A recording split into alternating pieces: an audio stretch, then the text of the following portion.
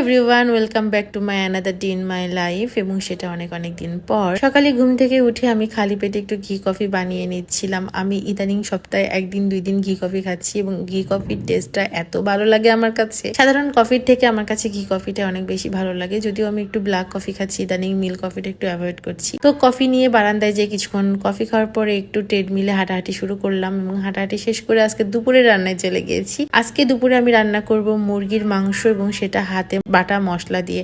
হাতে বাটা মশলা দিয়ে কিন্তু আমার কাছে মুরগির মাংস বা গরুর মাংস খেতে অনেক ভালো লাগে, যেটা গুঁড়া মশলার থেকে অন্যরকম একটা স্বাদ দেয় এবং আমার কাছে এটা অনেক বেশি পছন্দ গুঁড়া মশলার থেকে। এবং এটা অনেক সহজে হয়ে যায়। পাত্রে পেঁয়াজ দিয়ে মরিচ দিয়ে একটু ভালো করে ভেজে নিয়ে হাতে বাটা মশলা দিয়ে তারপরে মাংসগুলো দিয়ে একটু আলু দিয়ে একটু কষিয়ে সুন্দর করে পানি দিয়ে রান্না করে ফেলবো আজকের মুরগির মাংসটা। রান্না করতে করতে আমার মাকে কলে রেখেছিলাম। আমি প্রায় টাইমেই রান্না করতে করতে একটু আম্মুর সাথে কথা বলি এবং এতে আমার কি মনে হয় রান্নাটা অনেক সহজ এবং অনেক দ্রুত হয়ে যাচ্ছে। তো যাই হোক, আম্মুরা বাড়িতে চলে গিয়েছে অলরেডি ঈদের ছুটিতে, আর সেসব গল্পই চলছিল আজকে রান্না করতে করতে। তারপরে হচ্ছে আজকে একটু রান্না করবো পুঁই শাক দিয়ে চিংড়ি মাছ। আমার বাসায় এই কয়দিন সপ্তাহে প্রায় 2-3 দিন পুঁই শাক দিয়ে চিংড়ি মাছ অথবা ইলিশ মাছ রান্না চলতেছে, কারণ পুঁই শাক রান্নাটা আমার কাছে এত মজা লাগছে। পুঁই শাকটাও একটু ঝোল ঝোল রান্না করেছি। তো যাই হোক, রান্না খুব সহজেই আমার কাছে মনে হয় শাক রান্নাটা হয়ে যায়, যার কারণে মনে হয় আমি এই মেনুটাই বারবার ট্রাই করি। তো রান্না করতে করতে আমি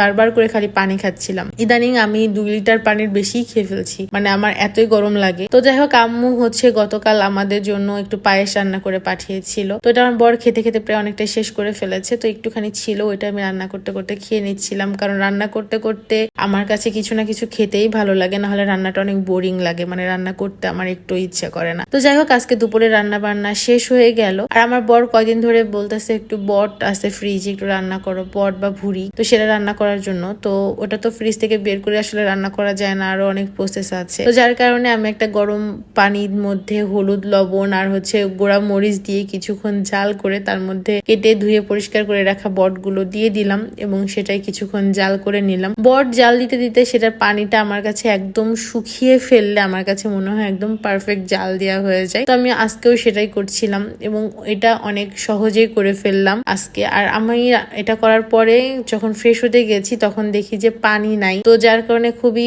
খারাপ লাগতেছিল যে ফ্রেশ হতে পারি নাই আমি রান্না বান্না শেষ করার পরে। তো এই জন্য ডিরেক্ট একটু হালকা পাতলা ফ্রেশ হয়ে লাঞ্চে চলে আসলাম। আজকে লাঞ্চ এরকম খুব মজাদার, আমার কাছে অনেক প্রিয় একটা লাঞ্চ আজকে ছিল। তো তারপরে দেখি আকাশ পুরো মেঘে মেঘাচ্ছন্ন হয়ে আছে। আমি সেটাই বারান্দায় দাঁড়ায় দাঁড়ায় দেখছিলাম এবং অপেক্ষা করছিলাম যে কখন ঝুম বৃষ্টি নামবে। আর অপেক্ষা করতে করতে দেখি ঝুম বৃষ্টি নেমে গিয়েছে এবং এত ভালো লাগছিল। এই গরমের মধ্যে এই ঝুম বৃষ্টিটা আসলে খুব বেশি দরকার ছিল আজকের দিনে এবং আমি অনেক বেশি এনজয় করছিলাম। আলহামদুলিল্লাহ, এত ভালো লাগছিল। তারপরে দুপুরবেলা খাওয়া দাওয়ার পরে আমার তো একটু অভ্যেস আছে ফল খাওয়ার ভরা পেটে, তো সেই ফলটাই খাচ্ছিলাম, মানে মালটা খাচ্ছিলাম। আর বৃষ্টি হওয়ার পরে খুব ঠান্ডা ঠান্ডা একটা ফিল হচ্ছিল। তো তারপরে হুমায়ুন স্যারের একটা বই পড়ছিলাম, আমি উপন্যাস পড়ছিলাম। তো উপন্যাস পড়তে পড়তে দেখো কি সুন্দর এক ওয়েদার আজকে। বৃষ্টি হওয়ার পরে এই ওয়েদারটা আমি অনেক এনজয় করি, একদম পুরো শান্ত ঠান্ডা হয়ে যায়। তো তারপরে একটু সন্ধ্যা হয়ে গেলে, মানে বেশক্ষণ পরে সন্ধ্যা হয়ে যাওয়ার পরে একটু চা খাওয়ার জন্য চলে আসলাম। আজকে খাবো হচ্ছে কন্ডেন্স মিল্কের চা। ইদানিং আমার